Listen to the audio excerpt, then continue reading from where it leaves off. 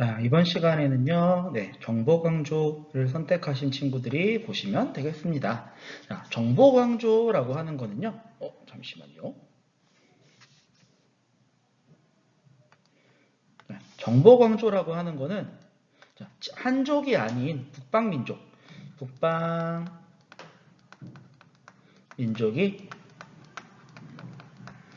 북방민족이 한족이 살고 있는 중국 내북, 중국 내륙 지역이지. 자, 중국 안까지 침투해서 정복해서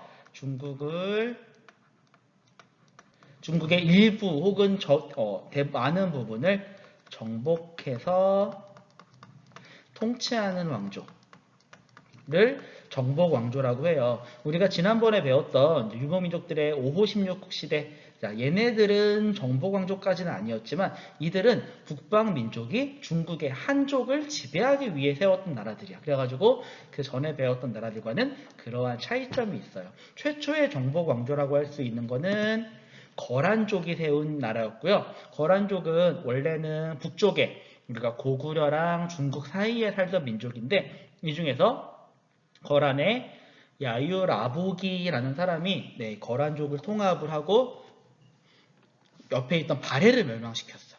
그리고 연운 16주, 여기가 지금의 베이징 지방이야.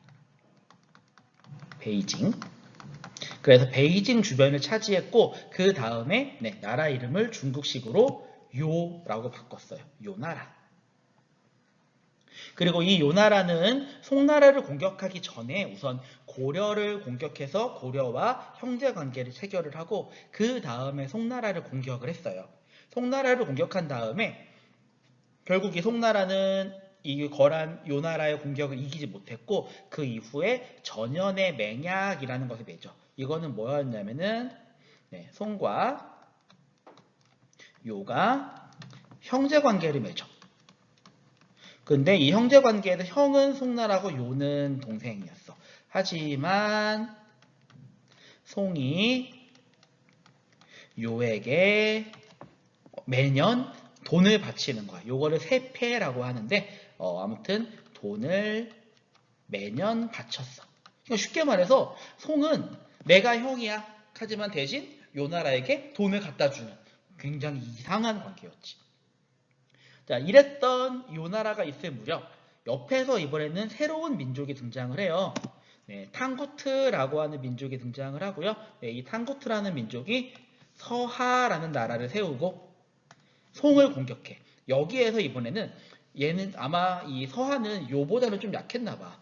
군신 관계를 체결을 해. 당연히 송이 왕, 이 서하가 신하였어. 하지만 여기서도 똑같이 송은 이 서하에게 돈을 줘야 됐어. 송이 왕, 서하가 신하. 하지만 또 송나라는 서하에게 돈을 줘요. 이렇게 돈이 많이 나갔지. 그 다음 이번엔 또다시 새로운 민족이 등장을 해. 바로 여진족이란 사람들인데 여진족은 원래 발해의 지배를 받던 말갈족이었고요. 발해가 거란에게 멸망한 다음에는 다시 거란의 지배를 받고 있었어. 근데 그 중에서 완안부라고 하는 이 부족에 있었던 아골타라는 사람이 여진족을 통일하고 금을 건국한 다음에 요나라를 공격을 했어. 이걸 보고 있던 송나라는 이 기회에 요나라에게 주고 있던 돈을 요나라가 멸망을 하면은 요나라에게 더 이상 돈을 안 줘도 되잖아. 그래가지고 이 금나라와 함께 이 요나라를 공격하기로 해요. 결국 송과 함께 요나라를 멸망하긴 했지만 이 전쟁을 통해서 이 금나라는 송나라가 너무 약하다는 것을 알게 됐고 송나라는 요나라가 멸망했으니까 원래는 금나라에게 요나라에게 주던 돈을 주기로 했는데 그걸 안 준 거야. 그래서 화가 난 금나라는 다시 한번 송나라를 공격을 했고 결국 이 송나라는 금나라에게 수도를 점령을 당하면서 남쪽으로 이동할 수밖에 없었어. 요거를 이때부터를 남송이라고 하고요. 이 금나라가 송나라의 수도를 점령한 이것을 정강의 변이라고 해요.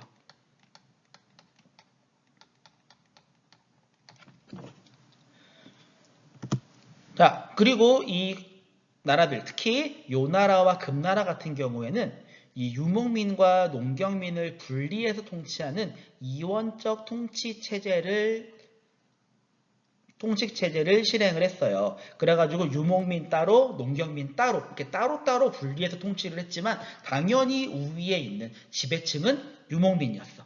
그러니까 어떻게 보면은 자기네 민족보다 이 중국인들, 송나라의 민족을 더 낮게 본 일종의 신분제도라고 볼 수가 있겠죠.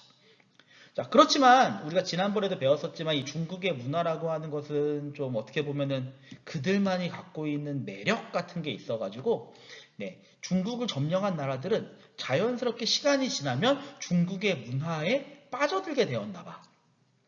그래서 이 거란과 여진은 각각 자기네들의 문화를 지키기 위해서 거란, 여진 문자를 만드는 등 이러한 노력을 펼치긴 했지만 결국에는 나중 가면은 중국 혹은 몽골의 동화가 돼서 지금은 거란, 여진이라고 하는 민족은 따로 존재하고 있진 않다고 해. 아마 일부 남아있기는 하는데 거의 대부분 그냥 중국인화가 돼버렸어.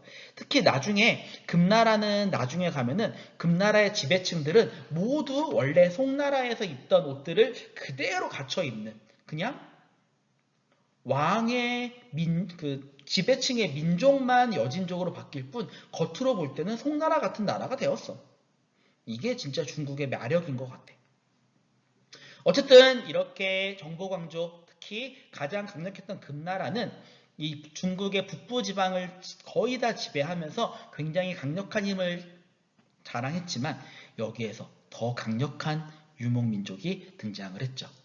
네, 바로 몽골의 등장으로 금나라가 멸망을 하면서 네, 이 정보광조들, 초창기의 정보광조들은 이렇게 끝을 나게 되고요. 몽골이 다시 중국 전체를 정복하면서 최초로 중국 전체를 정복한 유목민족이 등장을 했고 네, 이 몽골이 세운 나라가 바로 원나라